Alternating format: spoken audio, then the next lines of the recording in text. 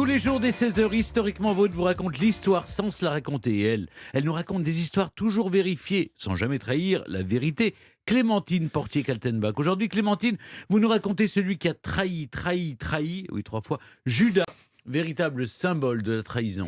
Ben oui, en réalité, j'étais dans une inspiration autour de Pâques et des monnaies antiques, mais finalement, c'est aussi un sacré poissard, d'une certaine manière, Judas. Hein. Alors, Judas, vous l'avez dit, il est 3 fois, il a trahi le Christ, il l'a donc livré aux Romains pour 30 deniers. Ça rapporte quoi, 30 deniers en Eh euros? bien, écoutez, justement, voilà. Alors déjà, le denier n'est pas une monnaie d'or, c'est une pièce d'argent.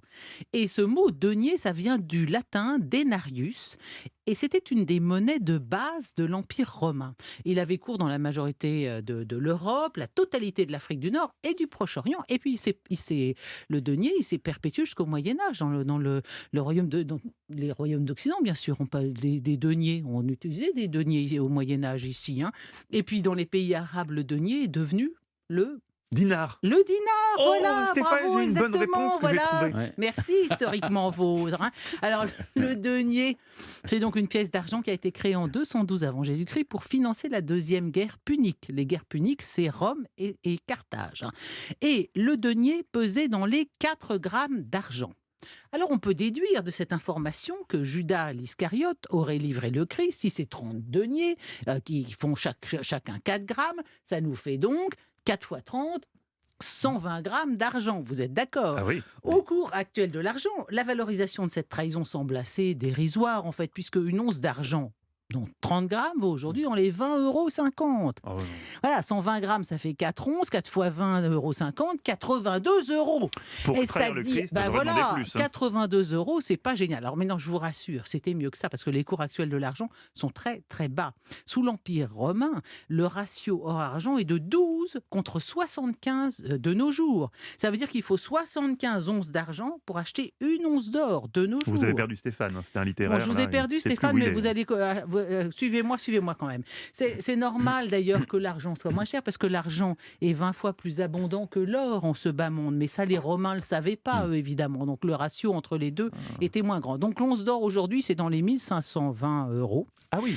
Et au cours de l'or aujourd'hui, avec un ratio de 12, ça hisse le prix de la trahison de Judas à 600 €. C'est pas rien. 600 €. C'est pas suffisant. Pour... Non, ben, en plus, je vous rappelle que sur le plan... c'est pas... Vous trahiriez pour plus que ça, c'est ça que vous êtes en train de nous dire. Stéphane, Non, mais c'est pas une question d'argent. Il eût fallu qu'il le trahisse pour que le miracle pour que son destin s'accomplisse naturellement. De toute façon, cette évaluation n'est pas plus réaliste, parce que les soldats de l'Empire romain avaient un salaire considéré comme confortable à l'époque, qui s'élevait à peu près à 500 deniers par an, sans compter les primes de campagne, les primes d'expatriation, parce que quand vous habitez Rome, qu'on vous envoie en Palestine, vous n'avez pas envie.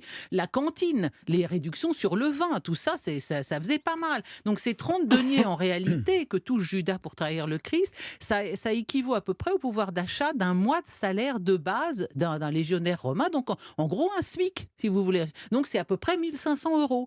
Donc c'est pas mal. 1500 €, un salaire mensuel pour trahir le Christ. Pour trahir Jésus? Ben oui, mais de toute façon, il n'en a pas beaucoup profité.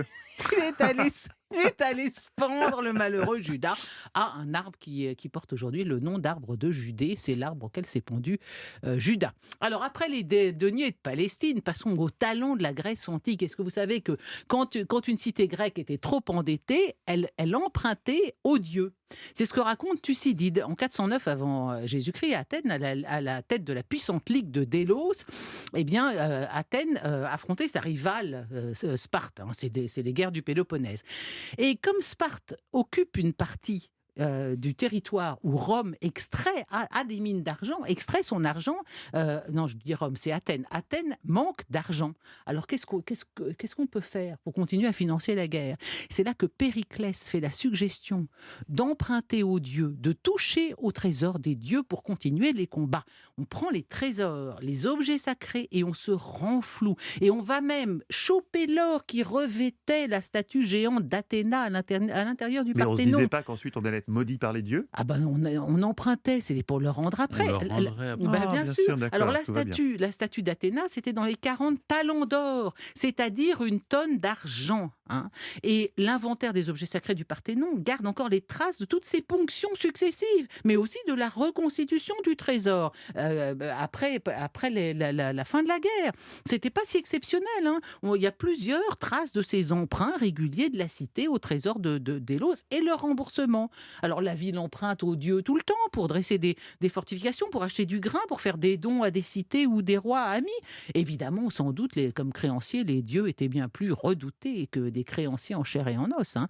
Et donc, bien sûr, on leur rendait ce qu'on leur avait chouré. Et à l'époque, jamais les Grecs n'auraient perdu leur triple A, hein, avec le trésor des dieux. Alors voyez-vous, création du denier pour financer les guerres puniques, escamotage du trésor des dieux pour financer les guerres entre cités grecques. Et oui, l'argent, hélas, a toujours été le nerf de la guerre.